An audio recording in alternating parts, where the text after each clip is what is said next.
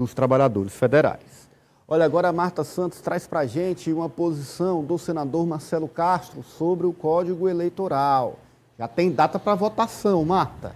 Isso, Ananias. Hoje o senador Marcelo Castro, que é relator da proposta, ele concedeu uma entrevista coletiva e ele anunciou que agora em junho a CCJ do Senado vai votar o novo Código Eleitoral. Entre as propostas, a gente lembra aí que uma delas é aquela da não reeleição para, inclusive, presidentes.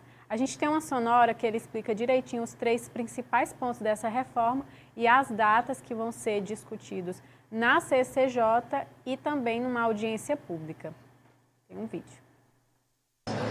É da gente votar o Código Eleitoral no dia 5 de junho, na CCJ, e no dia 6 de junho, a gente fazer uma sessão de debates no plenário da Casa para a gente discutir o fim da reeleição para os cargos executivos de prefeito, governador, presidente da República, a introdução ou não de 5 anos de mandato e também a coincidência ou não das eleições. Então, são 3 temas que nós iremos debater. Se nós aprovarmos pela manhã, evidentemente podemos votar à tarde no plenário. 5 de junho, qual é a tendência, Marta? Olha, Ananias, acredito que a tendência seja que alguns desses pontos eles sejam cortados aí do texto. O que a gente vê que ainda tem uma maior concordância, digamos assim, é com o fato da não reeleição. Eu acho que é o ponto que é mais popular, digamos assim. Mas ainda vai haver também uma audiência pública para que isso seja discutido detalhadamente com participação da sociedade em geral, como o senador Marcelo Castro ele pontuou. Acho que esse assunto ainda está meio dividido, ele divide algumas opiniões, há quem concorde, há quem discorde por conta de ali, economia de investimentos nas eleições, unificando a data delas, não ocorrendo de 4 em 4 anos. Enfim, existem alguns pontos aí que são polêmicos que, na minha visão, ainda dividem opiniões, né? Nem tanto a favor, nem tanto contra.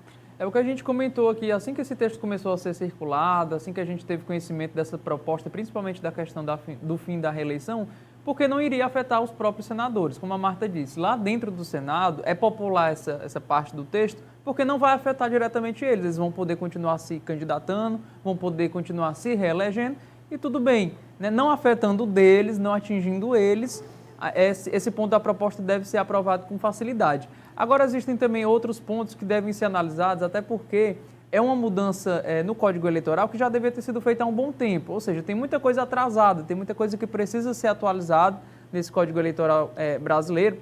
Agora, pelo menos na minha visão, deve ser incluído sim o cargo de senadores. O João até comentava aqui nos bastidores que é um cargo majoritário, porque ele também tem essa eleição diferente e junto também, por exemplo, com as eleições presidenciais. Como é de 2 em 2 anos, né, a gente tem também a eleição junto com os prefeitos, ou seja, se for para acabar com a reeleição, que seja para todos, incluindo também os deputados, senadores.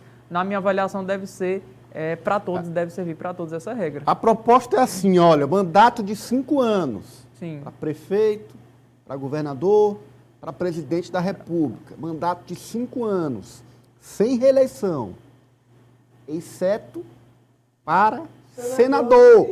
E que deputados. o mandato de senador vai passar a ser de 10 anos. 10 anos. Hoje é de 8, vai passar a ser de 10. Então, o senador continua tendo a reeleição e ao invés de 8, vai para 10 anos de mandato. Ao invés de 16, vai passar 20, né? Porque raramente um senador não se reelege. Na verdade, o senador, me desculpe, senador, isso é elege lá em causa própria. Você está legislando em causa própria. Porque não existe isso. Já que, é o que eu disse, aqui a gente tem mania de querer aplicar a lei, o rigor da lei para os inimigos e para os amigos os benefícios da lei. Por que não estabeleceu isso geral?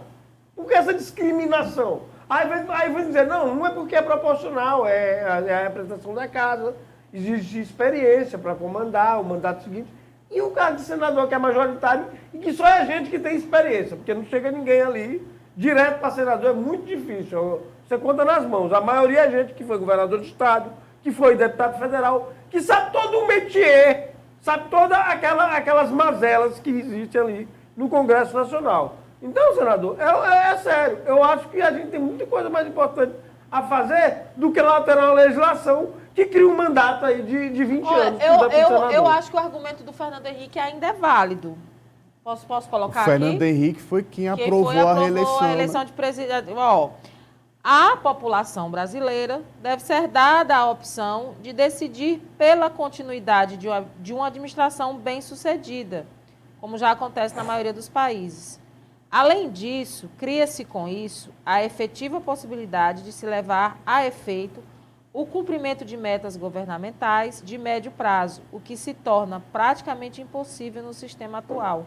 Justificou ele na época, né? O que acontece, por exemplo, bem é que, por exemplo, o Rafael aqui fica impedido de ser reeleito.